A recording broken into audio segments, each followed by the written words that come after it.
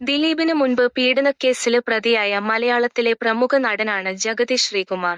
വലിയ കോളിളക്കമുണ്ടാക്കിയ വിതുര കേസില് പ്രതിയായിരുന്ന ജഗതി ശ്രീകുമാറിനെ തെളിവുകളുടെ അഭാവത്തില് കോടതി വെറുതെ വിടുകയായിരുന്നു.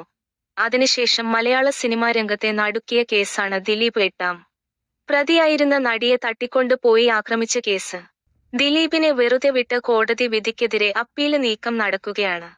ജഗതി പ്രതിയായിരുന്ന കേസില് പെൺകുട്ടിക്ക് കേസ് അവസാനിപ്പിക്കേണ്ടി വന്നു എന്ന് അതിജീവിതയുടെ അഭിഭാഷകയായ ഇ.ടി.ബി. മിനി പറയുന്നു.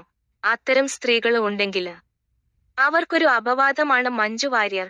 പ്രതികരണവുമായി കോട്ടിക്കല് ജയചന്ദ്രൻ. ആക്രമിക്കപ്പെട്ടവര് കേസ് കൊടുക്കാന് മടിക്കുന്നതിന് ഒരു കാരണം ജീവിതകാലം മുഴുവന് ആ സ്ത്രീ കോടതി കയറി ഇറങ്ങേണ്ടി വരുന്നു എന്നതാണ്. ഇത്തരം കേസുകൾക്ക് അതിവേഗ വിചാരണ വേണം എന്ന് നമ്മള് എപ്പോഴും പറയും. പക്ഷേ അത് നടക്കാറില്ല. പ്രതികള് വമ്പന്മാരാണ് എങ്കില് അവരത് നീട്ടിക്കൊണ്ട് പോകും.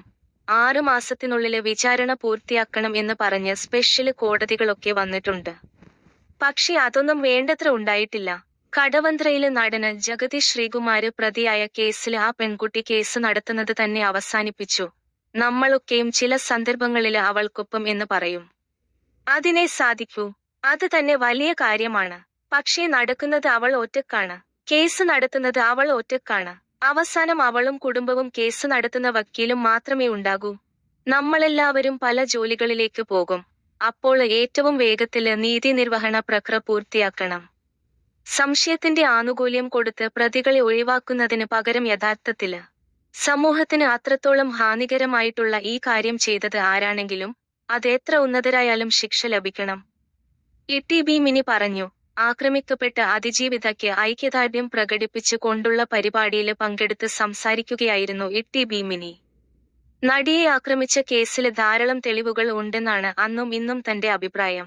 ദിലീപും ദിലീപിന്റെ ആൾക്കാരും തന്നെ ഏറില് കയറ്റിക്കൊണ്ടിരിക്കുകയാണ്. മഞ്ജു വാര്യര് മദ്യപാനിയാണ് എന്ന് താന് പറഞ്ഞുവെന്നുള്ള പച്ചക്കള്ളം പ്രചരിപ്പിക്കുന്നുവെന്നും ഇ.ടി.ബി. മിനി ആരോപിക്കുന്നു.